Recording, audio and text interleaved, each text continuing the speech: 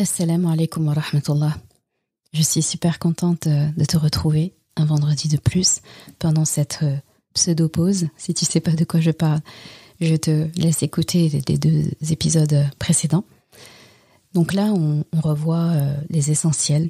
Donc la série que j'ai appelée Les Essentiels, où on se repasse des épisodes choisis volontairement qui sont à réécouter par l'importance de la notion qui est évoquée et parce que ce sont des sujets importants pour le moment présent, les moments qu'on traverse. Et j'espère que ça correspondra aussi à ce que tu as besoin d'entendre au quotidien. Et pour l'épisode d'aujourd'hui, j'ai choisi de reparler de l'invocation. Donc tu auras l'épisode sur comment invoquer Allah subhanahu wa ta'ala à réécouter avec plaisir, j'espère. Et comme à chaque fois, des épisodes les essentiels, je prends 5 minutes au départ pour te parler d'une notion que j'aurais aimé évoquer dans l'épisode ou que j'ai, on va dire, développé et compris au fur et à mesure après. Et c'est la notion de l'invocation, son action sur nous. Et ça s'est passé au décours d'une discussion que j'ai eue avec mes parents, surtout avec mon père récemment. Et il m'a dit un jour, nous sommes un ensemble de doigts. Nous sommes un ensemble d'invocations. Et j'aimerais développer ce sujet-là, ce concept-là. À savoir que on ne se rend peut-être pas compte, mais nous sommes un ensemble, comme un maillage en fait, de plusieurs invocations qui ont été formulées pour nous, soit avant nous, soit en notre absence. Il n'y a pas besoin d'aller très très loin. Prenons juste notre famille, nos parents, nos frères et sœurs. Nos parents invoquent pour nous. Si ce n'est pas aujourd'hui, c'était hier, c'était à notre naissance, c'était au fur et à mesure de notre vie, etc. Qu'est-ce qui te dit que, encore aujourd'hui, des choses qui se facilitent dans ta vie, des dispositions et des situations dans lesquelles tu es dans ta vie, qu'est-ce qui te dit que ce n'est pas en réponse à une invocation que ce parent-là ou ce membre de ta famille a fait et qu'Allah subhanahu wa ta'ala est en train d'exaucer maintenant. En fait, il faut prendre les choses dans l'autre sens. On a tendance à penser à la dua qu'on fait maintenant en se disant, si on arrive en tout cas à penser comme ça, et Rasulullah nous a demandé de penser comme ça, qu'Allah subhanahu wa ta'ala exauce toujours nos invocations. Soit il nous donne ce qu'on a demandé tel qu'on l'a demandé. Soit il va nous le donner, mais plus tard, il nous le réserve pour le paradis. Soit il va nous éloigner d'un mal qui allait nous toucher, qui est équivalent à la valeur de ce qu'on a demandé. Et finalement, si on devait choisir entre avoir ce qu'on lui a demandé tel quel, sachant en plus que nous, on veut des choses, on pense avoir besoin de certaines choses, mais Allah sait mieux que nous ce dont on avait besoin. Donc si on devait choisir entre ça, avoir ce qu'on a demandé exactement, et être éloigné d'un mal qui allait arriver, que nous, on ne voit pas arriver, mais Allah voit très bien ça arriver, à choisir, je pense qu'on choisirait quand même l'option qu'Allah nous a donnée. On choisirait ce qu'Allah a fait au final. Mais ça, en fait, quand on réfléchit à la doua, on a tendance à penser comme ça, à penser à la doua de maintenant et plus tard. Sauf qu'on oublie qu'aujourd'hui, plein de choses qu'on a au quotidien, plein de choses qui se facilitent dans notre vie, des choses qu'on a, et ça nous est tous arrivé, il y a une facilité, il y a quelque chose qu'on a et on se dit, mais limite, qu'est-ce que j'ai fait pour mériter ça ? Limite, on se dit, mais c'est trop beau pour être vrai. Il y a des choses qui se débloquent dans ma vie. Il y a des épreuves aussi. Mais en même temps qu'on vit des épreuves, on vit toujours d'autres facilités. C'est rarement tout noir. Et en fait, on s'est tous dit à un moment donné, mais waouh, en ce moment, c'est assez spécial les choses qui m'arrivent, les opportunités qui se présentent.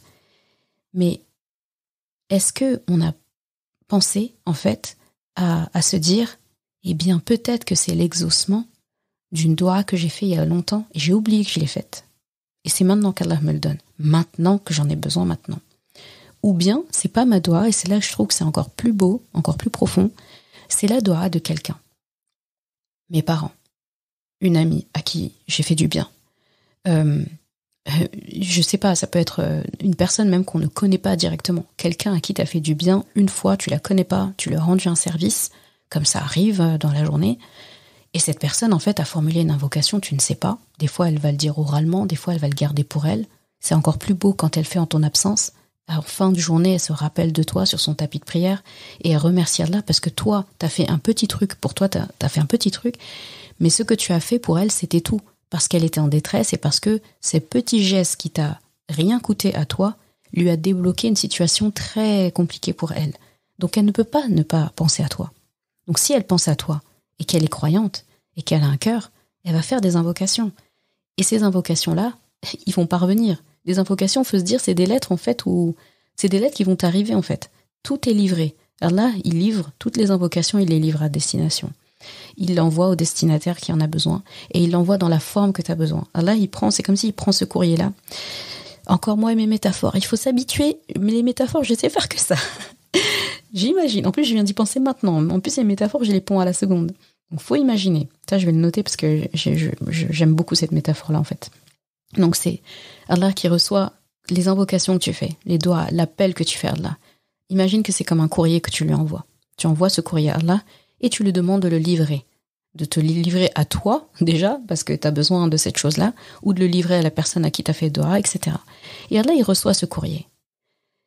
Allah, comme aucun distributeur de courrier, aucun facteur, aucune poste ne fera, lui, il va faire les choses à la perfection, avec ihsan. Allah, quand il faut, il va envoyer ce courrier tout de suite à la personne concernée, tout de suite. Et quand il juge que c'est pas le moment, il va garder cette lettre. Il censure pas en fait. Il va juste garder cette lettre. Il va la garder, il va la classer. Il va se dire, ça, je vais l'envoyer en courrier à la personne à telle date. Il sait très bien où est-ce qu'il va l'envoyer, à quel moment. Et il le réserve. Et il y a des choses, il va regarder, il va se dire, non, c'est pas ce qu'elle a besoin.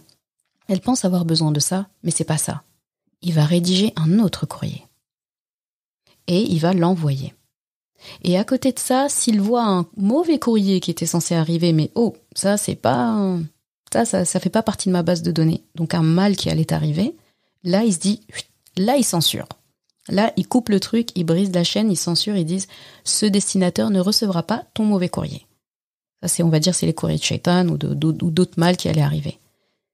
Et quand toi t'es posé, et tu reçois ce courrier, tu le vois arriver, eh bien là, tu te dis, c'est top quand même. C'est top parce que cette chose, elle arrive. Toi, des fois, t'as oublié que t'as demandé ça. Donc, tu sais pas. Et des fois, tu peux pas oublier ou ne pas oublier. C'est juste que une personne qui a fait des doigts en ton absence, tu peux pas le savoir. Et donc, tu peux pas attendre. Donc, du coup, tu reçois un courrier surprise. Et ça, c'est cette chose qu'Allah va mettre dans ta vie, ce bienfait qu'elle va t'amener. Pourquoi je dis tout ça? C'est pour dire que ça renvoie à ce que j'ai dit au départ, on est un ensemble de doigts. Dans le sens où, là, présentement, dans notre présent, il faut se dire que il y a des gens par le passé qui ont agi, qui ont parlé à Allah de nous, qui ont parlé derrière notre dos, dans le bien, à Allah pour nous, et qu'aujourd'hui, peut-être que beaucoup de choses de notre quotidien, on peut les allouer à ça, on peut assigner ça à ces gestes de ces gens. Et de la même façon, il faut se dire, faut pas négliger nos propres invocations à nous, en se disant que ça va participer au maillage, à la chaîne, à cette toile en fait qui se dessine autour d'une personne. Donc, ne néglige pas quand tu dis à quelqu'un qu'Allah te préserve. Peut-être que le bouclier en fait qu'elle a autour d'elle aujourd'hui, eh bien ça fait partie, tes doigts font partie de ça. Cette phrase que tu penses anodine en a fait partie. Donc, c'est très très important en fait de mesurer ces choses-là. C'est ce que je voulais ajouter dans cet épisode, que nous sommes un ensemble de doigts et nous participons aussi à l'ensemble de doigts de plusieurs personnes. Et c'est encore plus beau parce que quand je pense à... Enfin, je dis toujours que la chose la plus précieuse en fait que vous puissiez, que les gens qui m'écoutent en tout cas, puissent faire, c'est penser à moi dans leurs doigts quand, voilà, si vous pensez à moi, faites une doigt. Et s'il y a bien quelque chose pour lequel je suis contente et je suis fière dans mon geste, dans mes actions, dans mon travail d'enseignante, de médecin, de tout le reste, c'est que je me dis, il y a ça comme bénéfice en fait. Il y a les doigts, en fait, les doigts des gens. Les doigts de ces personnes-là que je n'ai jamais vues, qui ne m'ont jamais vues. Peut-être on se verra, peut-être jamais sur Terre. Qu'Allah fasse qu'on se réunisse et qu'on se voit au paradis, eh bien je me dis que voilà, tu envoies un bien, Allah te renvoie un bien. Les gens t'envoient un bien, toi tu leur renvoies un bien. Et je pense que c'est un échange de bons procédés. Donc finalement, c'est comme si les doigts mutuellement, c'est comme un commerce interne entre nous tous. Un commerce qui coûte peu en réalité. Qui coûte peu et dont tous les acteurs sont gagnants. Tout le monde dans la chaîne de doigts est gagnant. Celui qui l'a fait, celui qui la reçoit. Mais j'en dis pas plus pour les rouages et les beautés de l'invocation, parce que c'est ce que tu vas réécouter ou écouter dans cet épisode. C'est un constat. J'ai souvent remarqué que le problème des gens n'était pas de savoir quoi demander à Allah, mais tout simplement comment lui demander. Parfois même, on se retrouve à se demander « Mais pourquoi est-ce que je dois lui demander ? Ai-je le droit de lui demander quelque chose alors que je commets tant d'erreurs ?»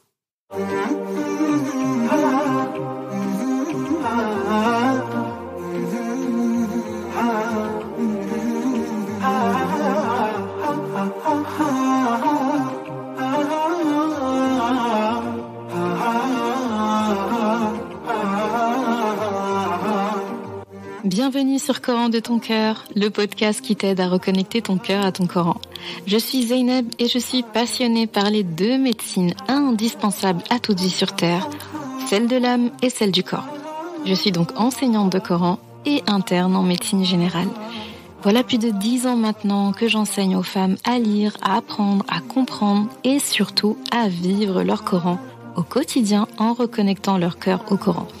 Car oui, j'ai la ferme conviction qu'un cœur connecté au Coran est capable de redistribuer à tous les organes du corps l'amour pour Allah, l'envie de lui plaire et d'agir dans le bien. C'est pourquoi à travers ce podcast, je compte redonner chaque semaine un nouveau souffle à divers pans de ta vie au regard de ton Coran. Prends ce temps pour toi et belle écoute. Assalamu alaikum wa rahmatullah. Vraiment heureuse de te retrouver une fois de plus cette semaine, en ce vendredi, pour un nouvel épisode, pour aborder un sujet on ne peut plus important, le sujet de l'invocation, de la demande. Comment est-ce qu'on demande à Allah ? Pourquoi est-ce qu'on demande à Allah ? Quoi demander à Allah ? À quel moment lui demander ? À quelle fréquence lui demander ? Tant de questions au sujet de l'invocation que l'on fait à Allah subhanahu wa ta'ala. Et avant de répondre à cette question et de nous plonger à l'intérieur, je te laisse avec la ayah qui a motivé cet épisode, une ayah qui va vraiment driver tout l'épisode, une ayah dont tu vas forcément tomber amoureuse. بسم الله الرحمن الرحيم فسقى لهما ثم تولى إلى الظل فقال رب إني لما أنزلت إلي من خير فقير. Et il dit, Rabbi, j'ai grand besoin du bien que tu as fait descendre vers moi.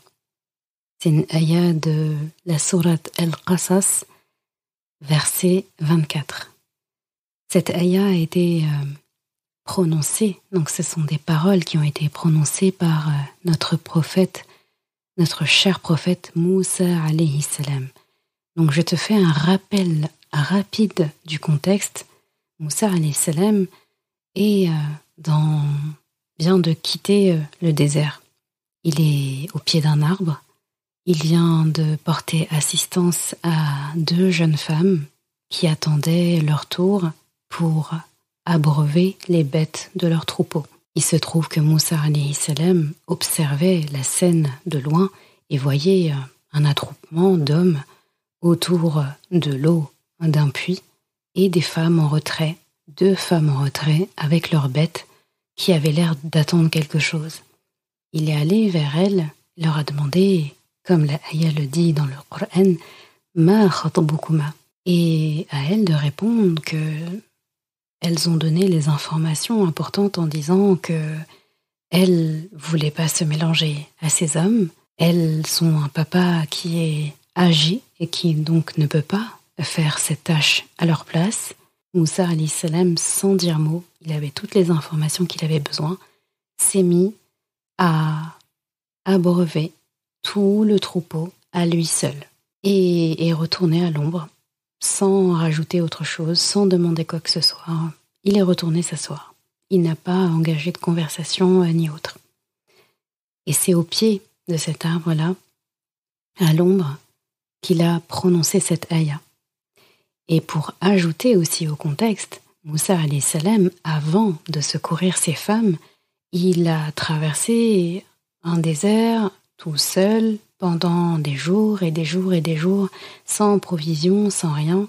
Il venait de fuir l'Égypte où il était recherché parce qu'il avait tué accidentellement un homme en voulant secourir un autre homme. Donc Moussa alayhi salam était un fugitif, il était recherché dans tout le pays. Là, c'était quelqu'un de wanted. Il y avait vraiment un mandat d'arrêt contre lui. Il s'est enfui. Donc, les conditions dans lesquelles il est parti étaient déjà compliquées.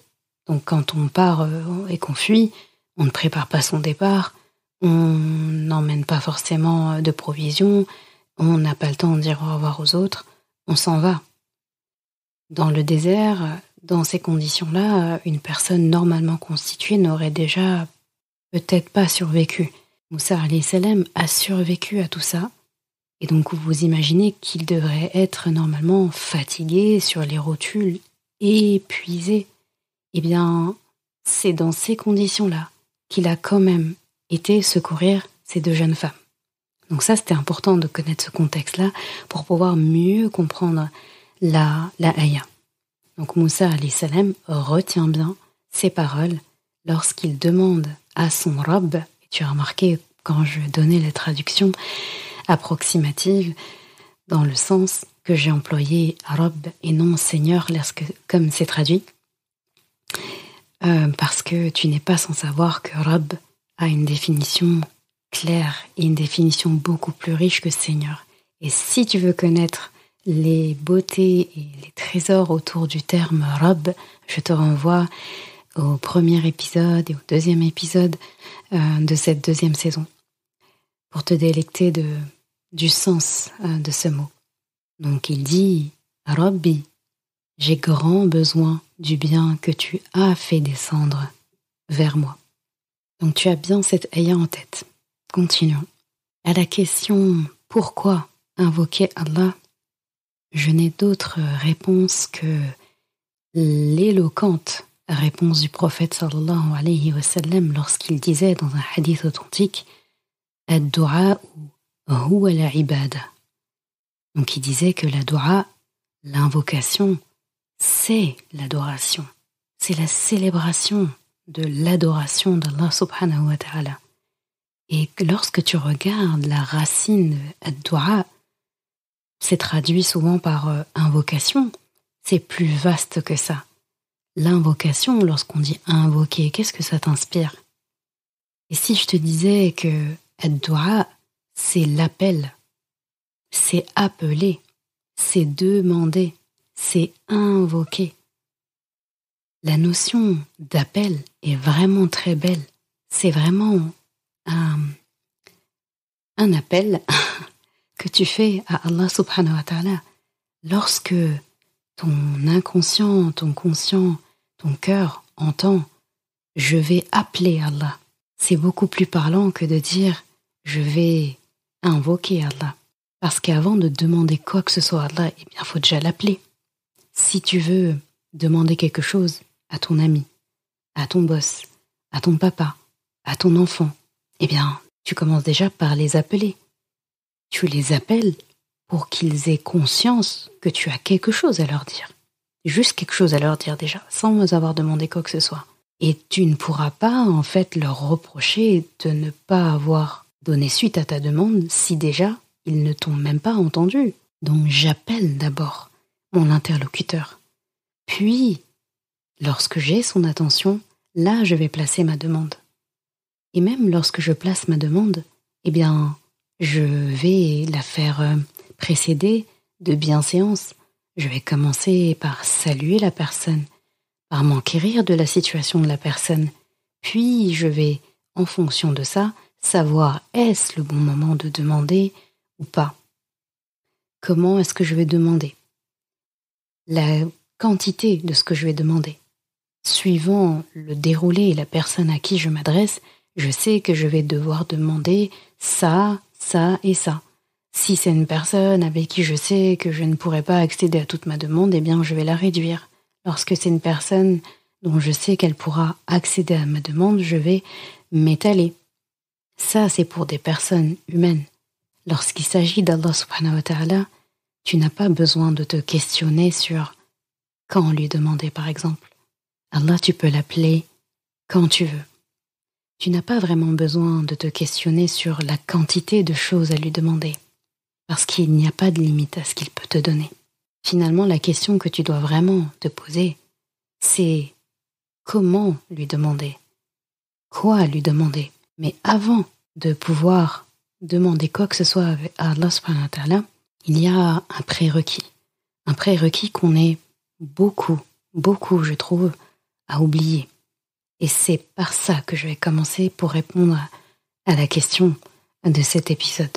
Avant de demander à Allah subhanahu wa ta'ala, il y a quelque chose de primordial à faire.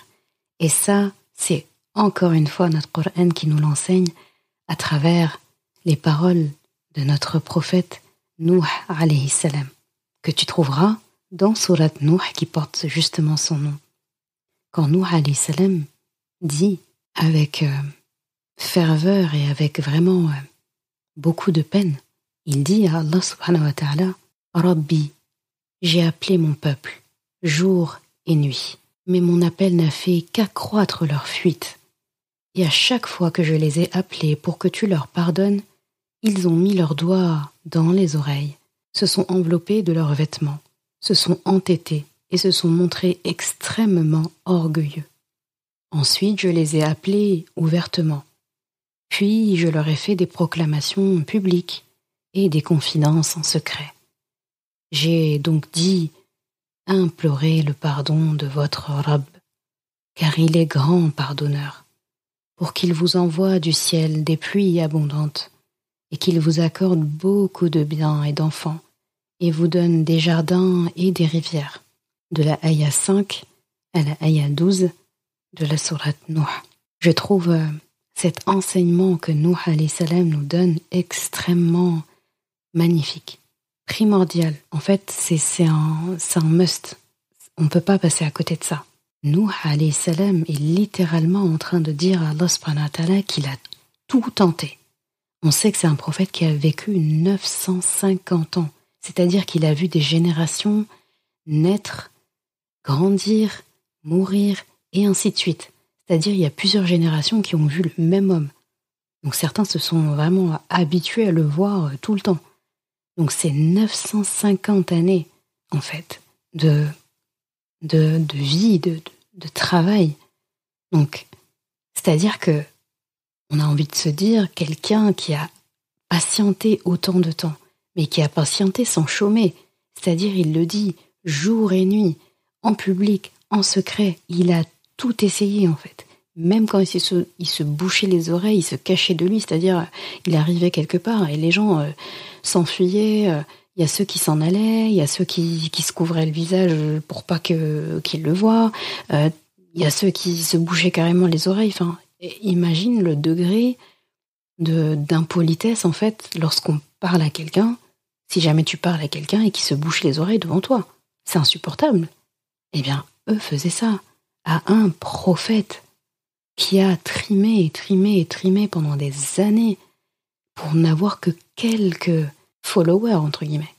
Et Nuh alayhi salam, c'est après tout ça qu'il vient se plaindre de ça à son Seigneur, se plaindre de ce peuple en disant « Ya Rab, j'ai tout fait, j'ai tout tenté pour qu'il te demande pardon. » Et il dit même à Allah subhanahu wa ta'ala, il transmet même à Allah subhanahu wa ta'ala la formule exacte en fait qu'il leur a dit en disant implorez donc le pardon de votre Rabb, car il est grand pardonneur, pour qu'il vous envoie du ciel des pluies abondantes et qu'il vous accorde beaucoup de biens et beaucoup d'enfants jusqu'à la fin de la Aya.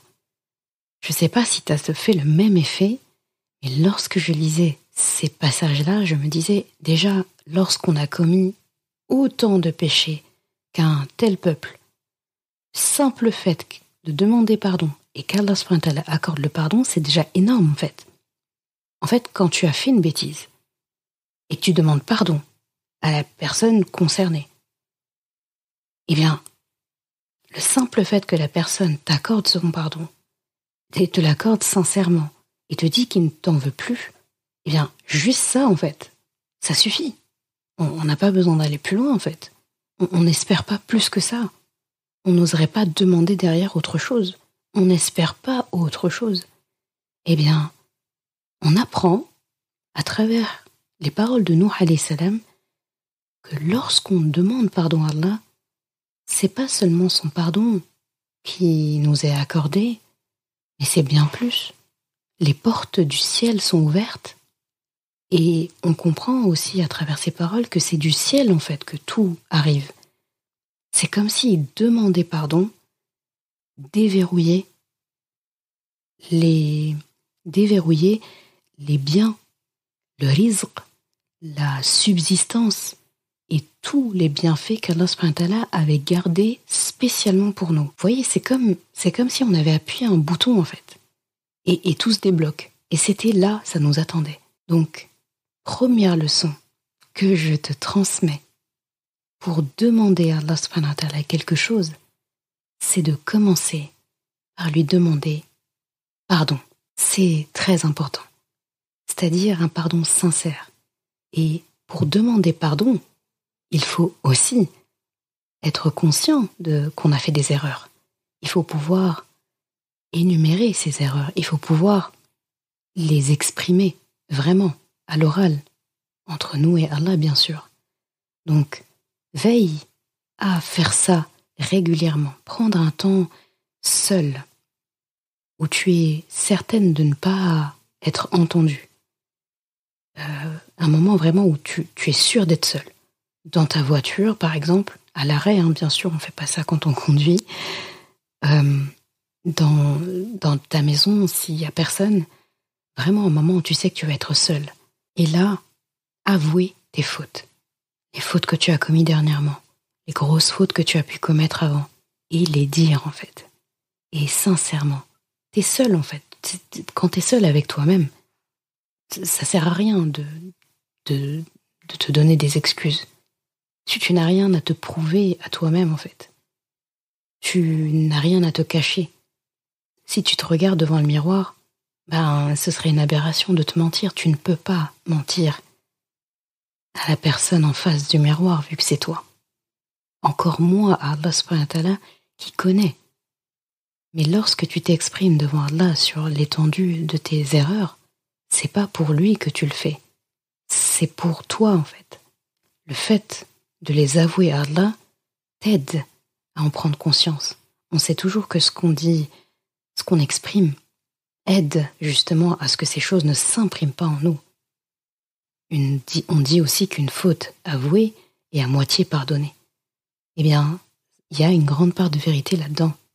Mais c'est encore mieux et plus joliment dit par Allah subhanahu wa ta'ala.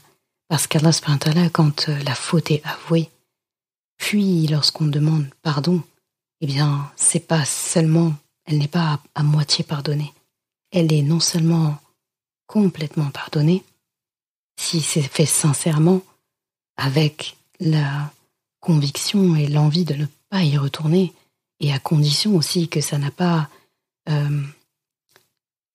concerne pas une tierce personne, parce que dans ce cas, il faudrait obtenir le pardon de cette personne. Eh bien, lorsque toutes ces conditions sont réunies, Allah subhanahu wa ta'ala pardonne avec largesse. Il nous donne une sorte de, j'appelle ça le starter pack. C'est-à-dire, il t'accorde son pardon et en même temps, il te laisse repartir avec un joli paquet, un joli colis que tu ouvres avec des goodies, des biens, des cadeaux, en fait, de nouveaux départs. Il t'ouvre les portes du ciel pour t'aider à redémarrer après cette erreur et après avoir demandé pardon. Il te laisse pas bredouille. Il te dit pas « Ok, je te pardonne, allez, retourne là-bas ». Tu vois, c'est vraiment « Ok, je te pardonne ». Tu m'as montré en fait que tu que tu regrettais, je t'accorde mon pardon. Mais attends, je te laisse pas repartir les mains vides. Tiens, ça je l'avais gardé pour toi. J'attendais seulement que tu avoues tes fautes et que tu regrettes et que tu t'exprimes et que tu te demandes pardon. Comme c'est fait, tiens, c'était de côté pour toi. Et tu repars en fait avec voilà, les sacs bien remplis. Alors que tu étais venu en pensant déjà que tu ne méritais peut-être pas ce pardon en fait. Et là tu repars avec plus que ce pardon. Cette précieuse pépite qui nous est livrée par notre Coran à travers notre prophète Nuh alayhi salam me fait te dire justement que si un jour tu te posais la question de ta légitimité à demander quelque chose à Allah à cause de tes péchés, eh bien, pose-toi la question du peuple de Nuh qui a fait des tonnes et des tonnes d'erreurs, des tonnes et des tonnes de péchés et à qui pourtant il est promis que s'ils demandent pardon à Allah subhanahu wa ta'ala, toutes les largesses qui les attendent. Et si vraiment tu te poses encore la question de cette légitimité que tu aurais à demander quelque chose à Allah à cause de tes péchés, eh bien là, je te donne un cas extrême, celui d'Iblis, donc Satan, qu'Allah le maudisse, qui a osé et qui a eu l'audace de demander une dernière chose à Allah avant d'être banni. Il lui a demandé de lui accorder un délai jusqu'à la fin des temps et de lui permettre d'égarer le maximum de personnes et d'embarquer avec lui le maximum de personnes en enfer. Et qu'est-ce qu'Allah a fait? Il lui a accordé le délai et il lui a laissé la possibilité de pouvoir égarer les gens. Donc si Allah subhanahu wa ta'ala a accordé ça à la plus vile finalement des créatures, eh bien, qu'en est-il de toi, la créature dont il est le plus fier, la créature qu'il a le plus honorée, la créature qu'il aime le plus? Tu as vu, ça prête à réflexion quand même. Hein. Je pense qu'à partir de maintenant, on ne verra plus le pardon de la même manière, après avoir tout ça en fait en tête. Vient maintenant la manière de demander à Allah subhanahu wa ta'ala et quoi demander à Allah subhanahu wa ta'ala. Et ça, je laisse cet honneur à notre prophète Moussa alayhi salam, qui nous l'enseigne parfaitement bien, à travers justement la ayah qui a motivé l'épisode du jour. Donc, tu as en tête le contexte de cette invocation, de cet appel à Allah subhanahu wa ta'ala que Moussa alayhi salam fait à Madian, dans la ville de Madian. Si tu réalises, il n'avait plus rien. Il n'avait plus de famille. Il n'avait plus de biens. Il n'avait pas de travail. Il n'avait pas de toit. Le désert était son toit. La traversée du désert était son travail. Et il n'y avait qu'Allah subhanahu wa ta'ala qu'il avait eu comme compagnie. Eh bien, Moussa alayhi salam, dans tout ça, on voit vraiment dans sa formulation et dans ce qu'il vient d'accomplir qu'il n'attend son bienfait et sa subsistance, sa réussite que d'Allah subhanahu wa ta'ala. Il aurait pu, après avoir aidé ces deux jeunes femmes, réclamer une aide, un salaire, ou juste tout simplement leur demander d'où vous venez, est-ce que je peux rejoindre votre village, j'ai rien, est-ce que je peux avoir un peu d'eau. Il aurait pu dire un tas de choses différentes. Il aurait pu engager un tas de conversations en fait. Mais il n'a rien fait de tout ça. Il est retourné s'asseoir et il a tout confié à Allah subhanahu wa ta'ala à travers une formule, mais elle est intraduisible tellement elle est époustouflante. Juste dans la tournure. Je te laisse regarder dans peut-être un Coran que tu as, hormis les Corans comme les traductions comme celle de Maurice Gloton, rahimahullah, où c'est traduit vraiment très littéralement, la plupart des traductions, en fait, vont traduire un sens global. Et la plupart des traductions donnent, ils vont traduire par « Seigneur, j'ai grand besoin du bien que tu feras descendre vers moi ». Donc c'est traduit au futur. Alors que la ayah en arabe parle au passé. En arabe, il est littéralement dit, dans le sens bien sûr approximatif, « Rabbi, j'ai grand besoin du bien que tu as fait descendre vers moi ». Je trouve ça vraiment très beau. C'est-à-dire, Moussa alayhi salam, il est arrivé à un niveau où il sait qu'il n'a plus rien.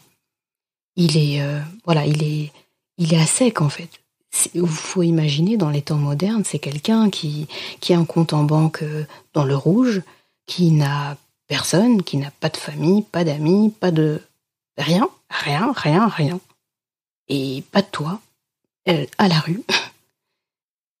Et là, qui demande, en fait, qui tire la sonnette d'alarme. J'ai besoin d'aide là. Maïdé, ça va pas. Eh bien, Moussa alayhi salam, là, il tire cette sonnette. Et même en tirant cette sonnette, il le fait avec une de ses élégances, avec une classe sans nom. Il est carrément en train de dire à Allah subhanahu wa ta'ala, je sais que tu me réserves quelque chose. J'en suis sûre, j'ai même pas de doute. En fait, tu as vraiment bien lu. Quand tu entends ça, tu as... En fait, j'ai envie de te dire, quand tu entends que tu as les biens que tu as fait descendre vers moi, Moussa alayhi salam, en fait, nous enseigne que Moussa alayhi salam demande à Allah subhanahu wa ta'ala avec finalement la conviction que ce que Allah subhanahu wa ta'ala allait lui donner était déjà là en fait, était réservé. C'est comme s'il actionnait un bouton. Et à Allah, écoute, je sais que tu as gardé ça pour moi, là c'est le moment. Je suis dans le rouge, ça va pas, j'ai plus rien. Là, vraiment, je prends toute aide qu'on peut m'accorder. Je veux bien que tu descendes ce que tu m'as gardé. C'est le moment que ça descende. Et d'ailleurs, il réemploie la même tournure de phrase que son ancêtre Nuh alayhi salam. Le fait que quelque chose descende. Donc Moussa alayhi salam a quelque part actionné un levier pour que le bienfait descende. Donc vraiment le bienfait, quand on dit que c'est les portes du ciel qui s'ouvrent, c'est au sens propre comme au sens figuré. Donc Moussa alayhi salam a dit « Ya Allah ». Et puis cette descente, ça traduit le fait qu'Allah subhanahu wa ta'ala est au-dessus de tout et que nous sommes en bas. Et donc nous avons l'humilité de demander à ce que les choses viennent d'en haut pour atteindre nous qui sommes plus bas. Donc Moussa alayhi salam nous enseigne que lorsqu'on demande quelque chose à Allah, on ne demande pas quelque chose comme une chose qu'Allah subhanahu wa ta'ala aurait hypothétiquement réservée pour nous. Non, il nous enseigne une grande leçon.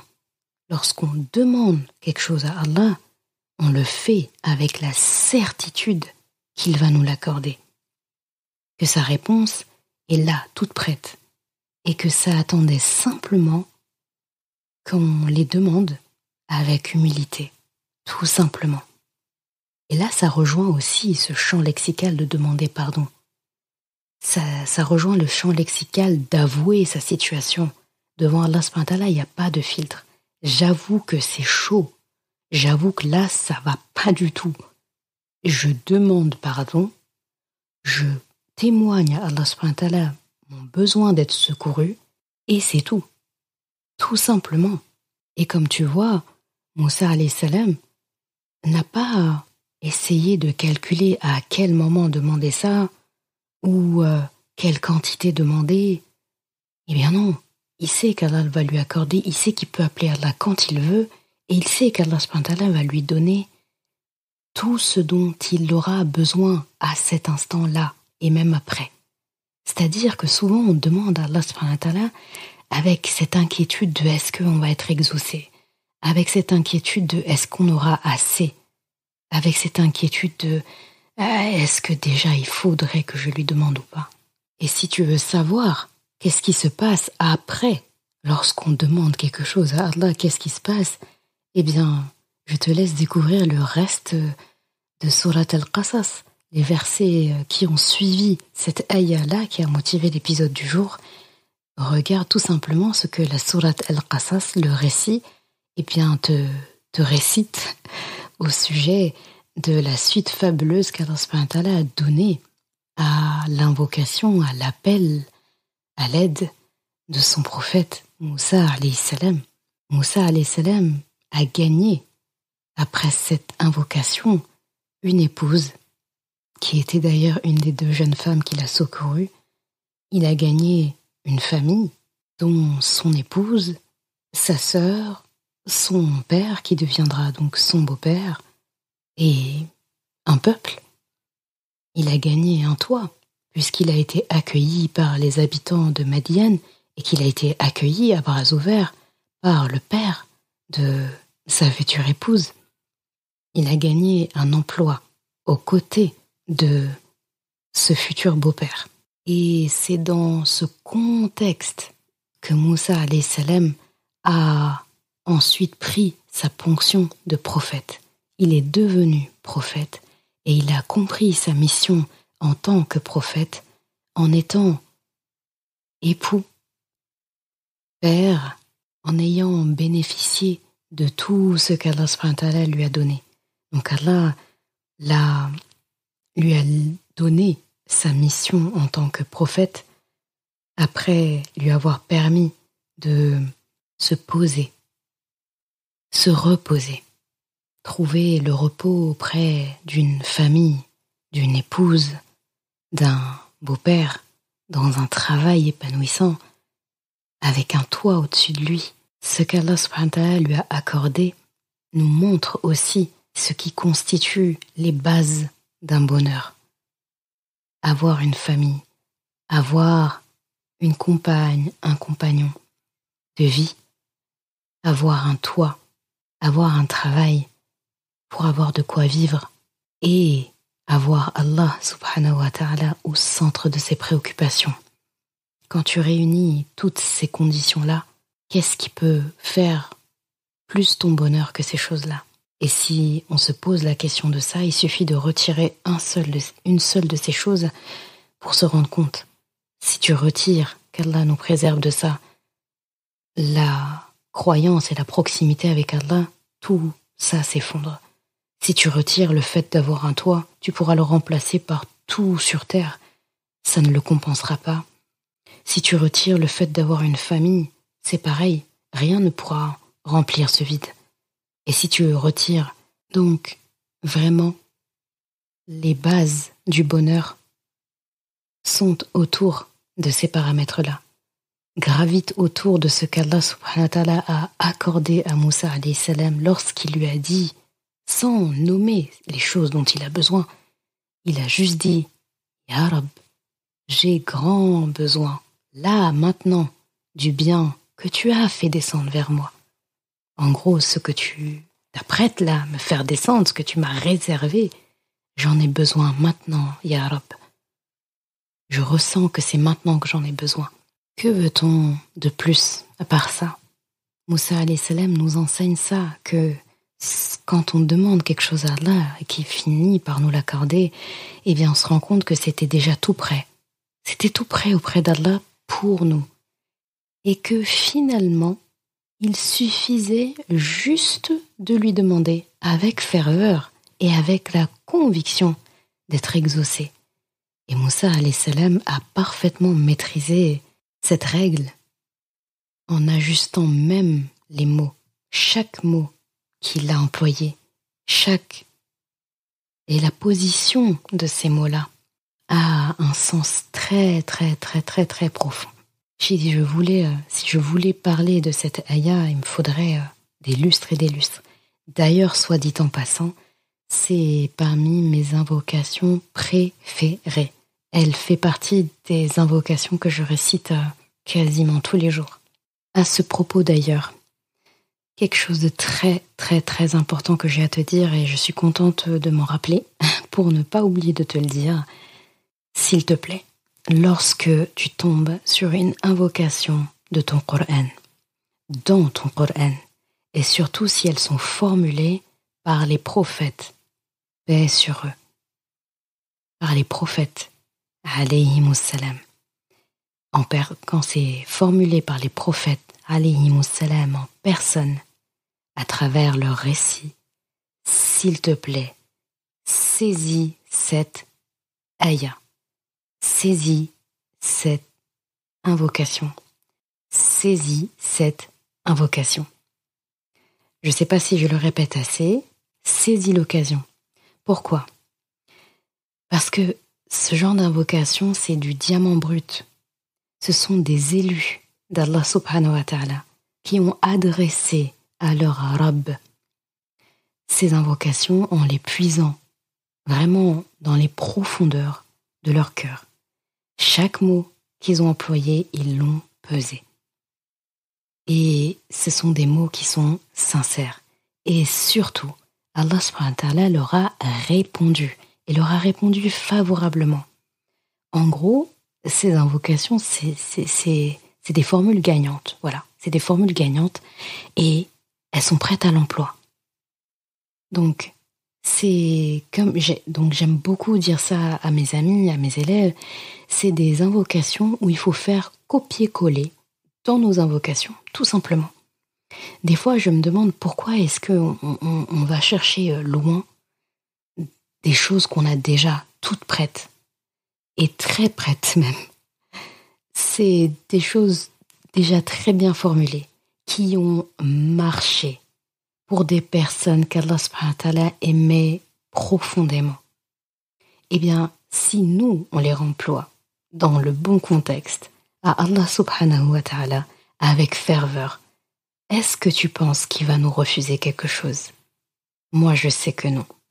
Donc, je répète, lorsque tu tombes sur une invocation de ton Coran formulée par des prophètes, parfois formulée par Allah subhanahu wa ta'ala directement pour nous les enseigner, quand il dit à son prophète, quand il dit « Qul », donc « dit », et il dit l'invocation, eh bien on l'apprend, on la mémorise, on l'écrit, on la récite, ça fait partie de nos invocations en fait.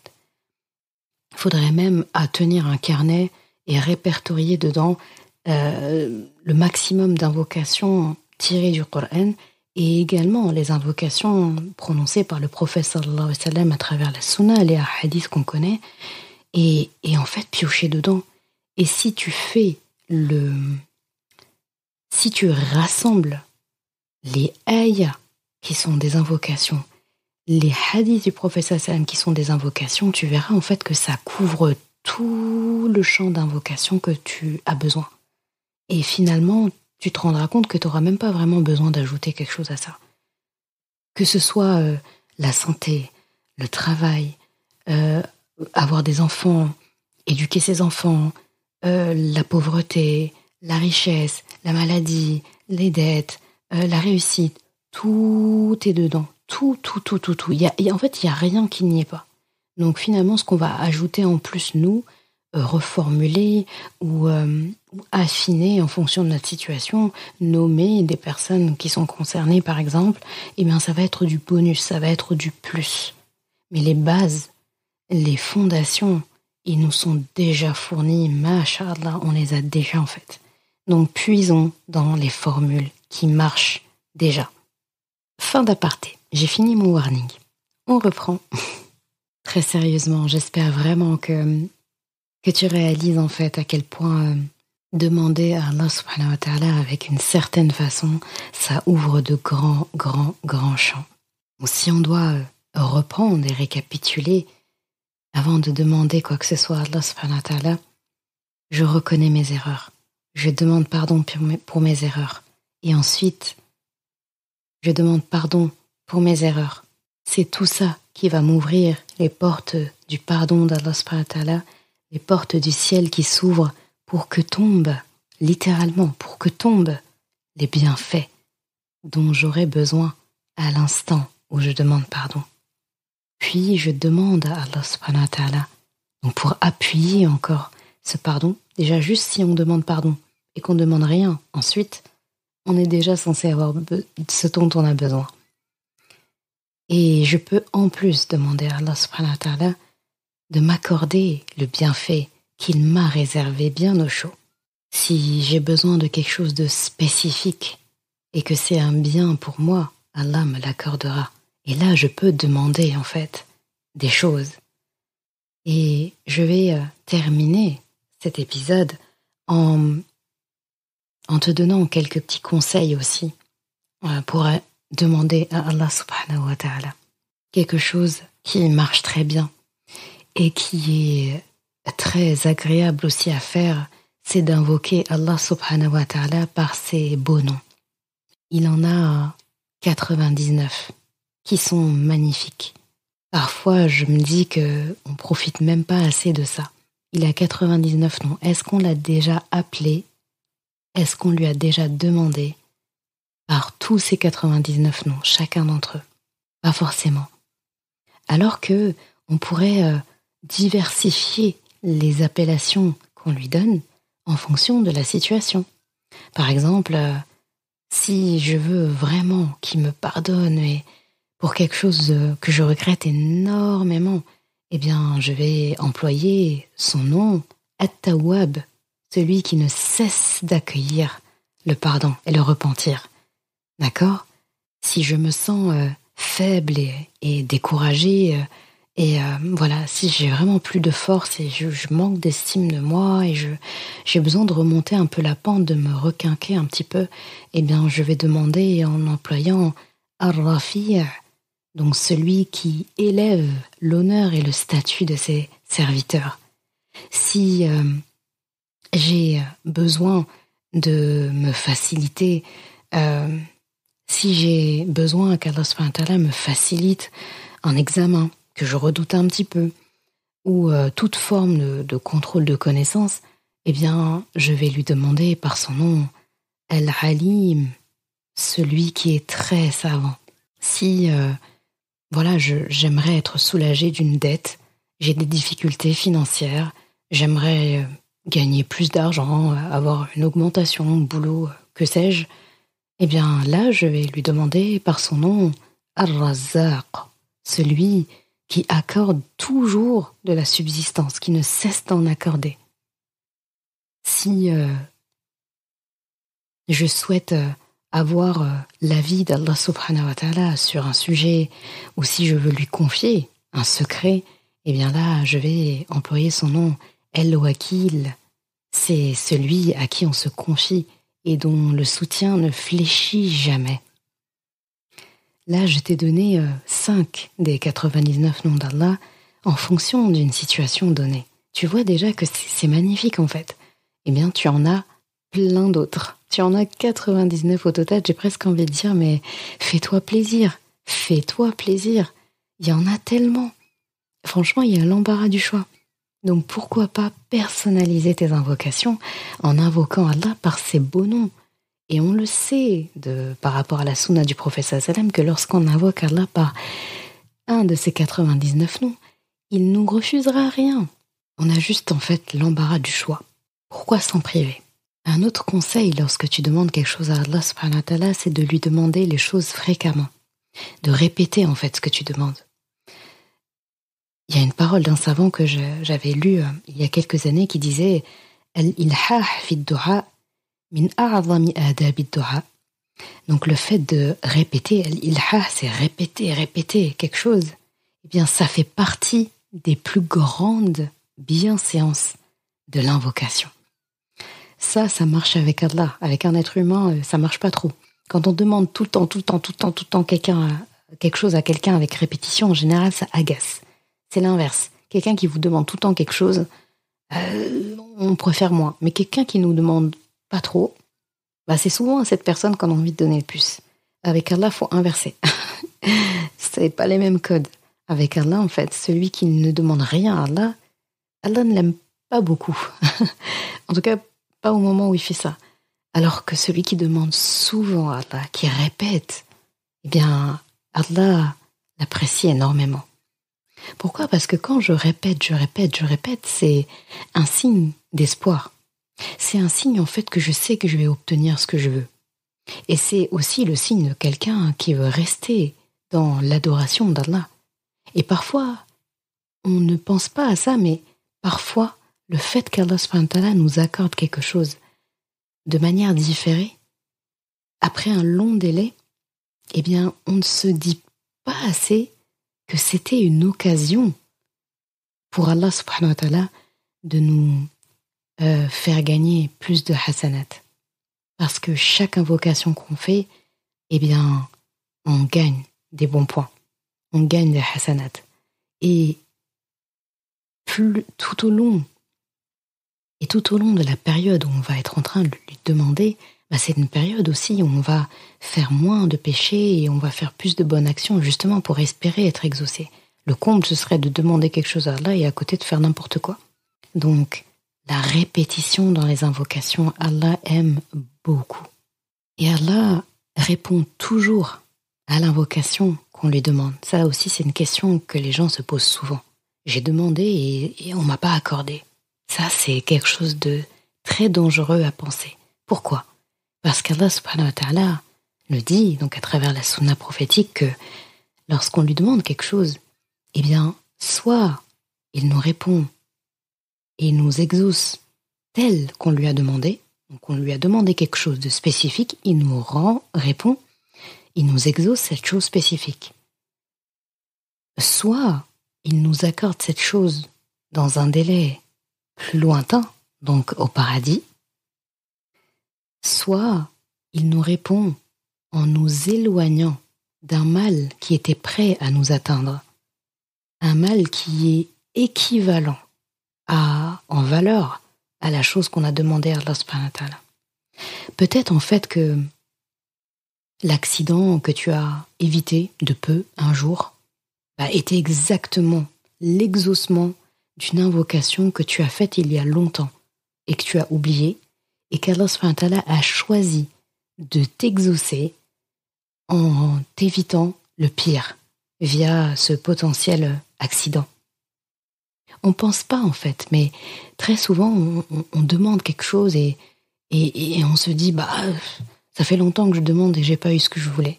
Ou bien j'ai demandé et j'ai pas été exaucé. Détrompons-nous. Allah subhanahu wa ta'ala répond toujours.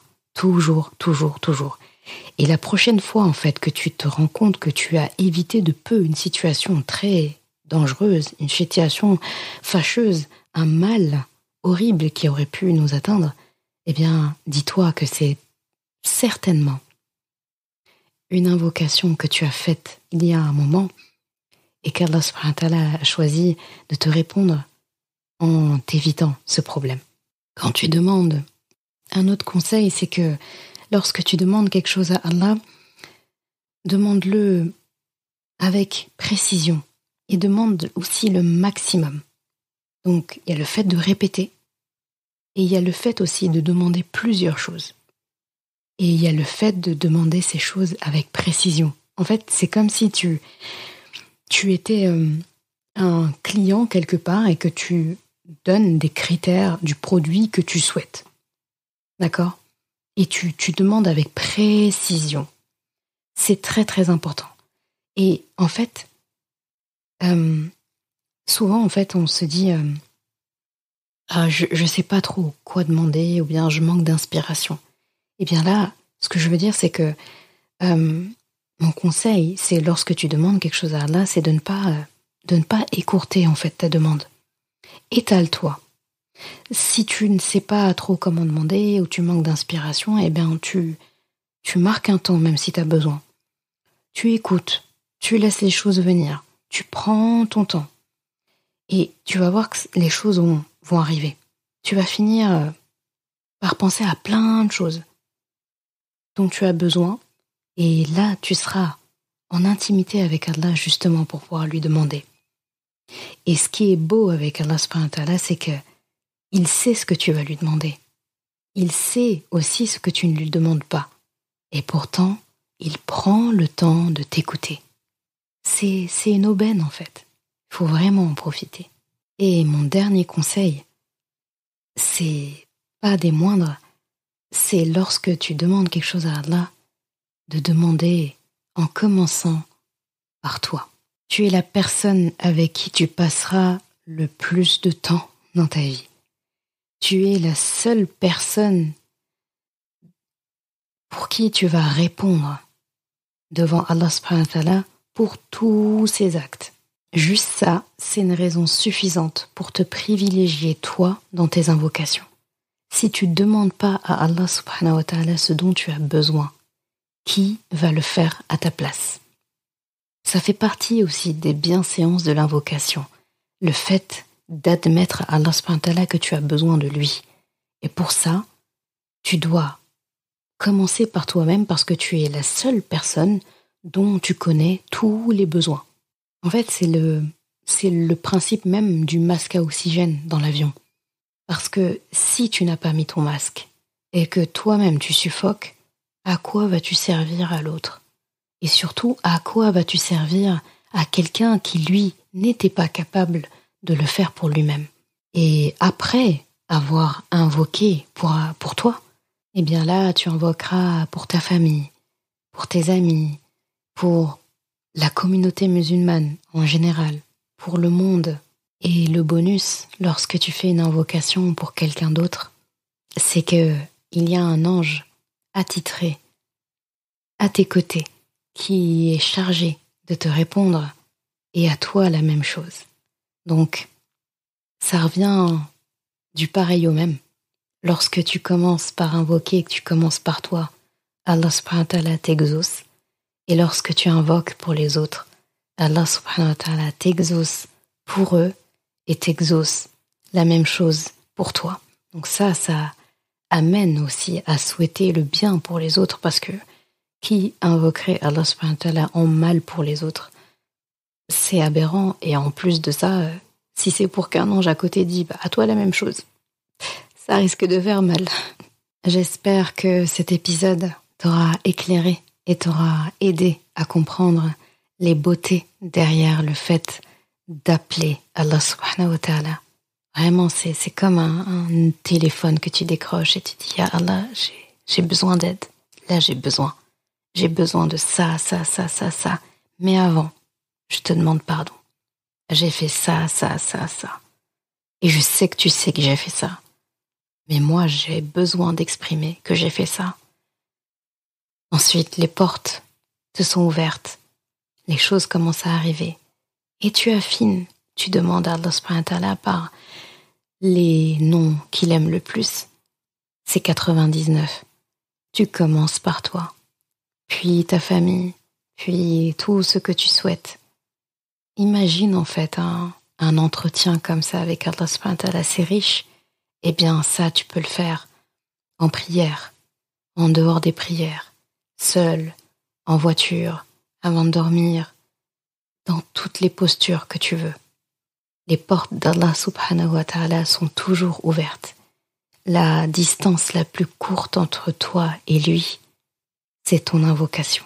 Comme j'aime dire, Allah subhanahu wa ta'ala est à une invocation de distance de toi. Alors, qu'attends-tu pour l'appeler et lui demander? Merci d'avoir écouté cet épisode. Et comme toujours, si ce podcast t'a apporté du bien, alors une chose à faire, t'abonner pour ne rien rater. Et si il te semble pouvoir être utile à d'autres personnes, sens-toi libre de le partager et même de laisser un commentaire et la note de ton choix sur ta plateforme d'écoute préférée.